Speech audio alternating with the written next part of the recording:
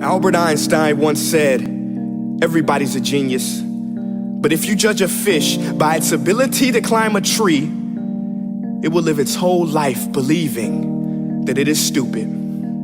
Ladies and gentlemen of the jury, today on trial we have modern day schooling. Glad you could come. Not only does he make fish climb trees, but also makes them climb down and do a 10-mile run. Tell me, school, are you proud of the things you've done?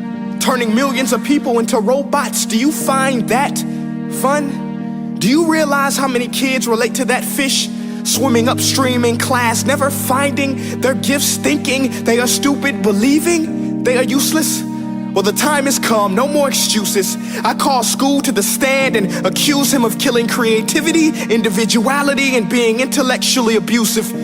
He's an ancient institution that has outlived his usage. So, Your Honor, this concludes my opening statement, and if I may present the evidence of my case, I will prove it. Proceed. Exhibit A. Here's a modern day phone. Recognize it? Here's a phone from 150 years ago. Big difference, right? Stay with me. Here's a car from today, and here's a car from 150 years ago. Big difference, right? Well, get this. Here's a classroom of today, and here's a class we used 150 years ago. Now ain't that a shame? In literally more than a century, nothing has changed. Yet you claim to prepare students for the future? But with evidence like that, I must ask, do you prepare students for the future or the past? I did a background check on you and let the record show that you were made to train people to work in factories, which explains why you put students in straight rows, nice and neat, tell them sit still, raise your hand if you want to speak, give them a short break to eat, and for 8 hours a day, tell them what to think.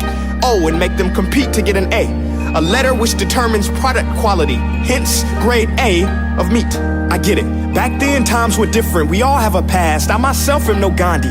But today, we don't need to make robot zombies. The world has progressed. And now we need people who think creatively, innovatively, critically, independently, with the ability to connect. See, every scientist will tell you that no two brains are the same.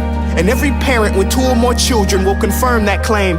So please explain why you treat students like cookie cutter frames or snapback hats, giving them this one-size-fits-all crap. Watch your language. Sorry, Your Honor, but if a doctor prescribed the exact same medicine to all of his patients, the results will be tragic. So many people would get sick, yet when it comes to school, this is exactly what happens, this educational malpractice, where one teacher stands in front of 20 kids, each one having different strengths, different needs, different gifts, different dreams, and you teach the same thing the same way?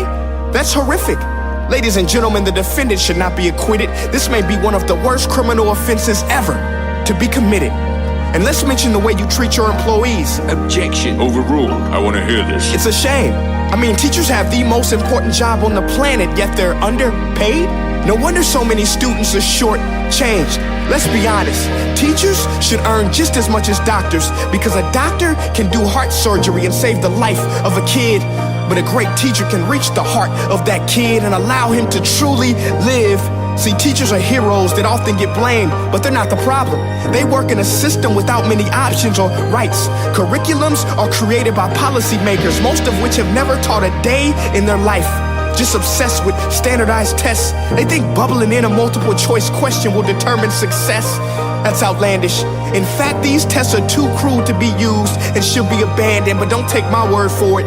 Take Frederick J. Kelly, the man who invented standardized testing, who said, and I quote, "These tests are too cruel to be used and should be abandoned." Ladies and gentlemen of the jury, if we continue down this road, the results will be lethal.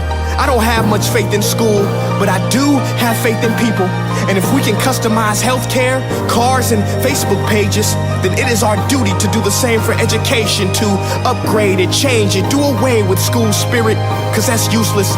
Unless we're working to bring the spirit out of each and every student, that should be our task.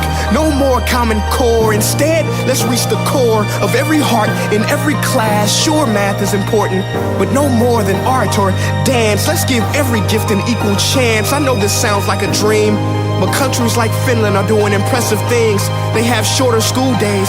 Teachers make a decent wage. Homework is non-existent, and they focus on collaboration instead of competition. But here's the kicker, boys and girls. Their educational system outperforms every other country in the world. Other places like Singapore are succeeding rapidly. Schools like Montessori, programs like Khan Academy. There is no single solution, but let's get moving. Because while students may be 20% of our population, they are 100% of our future. So let's attend to their dreams, and there's no telling what we can achieve. This is a world in which I believe, a world where fish are no longer forced to climb trees. I'll rest my case.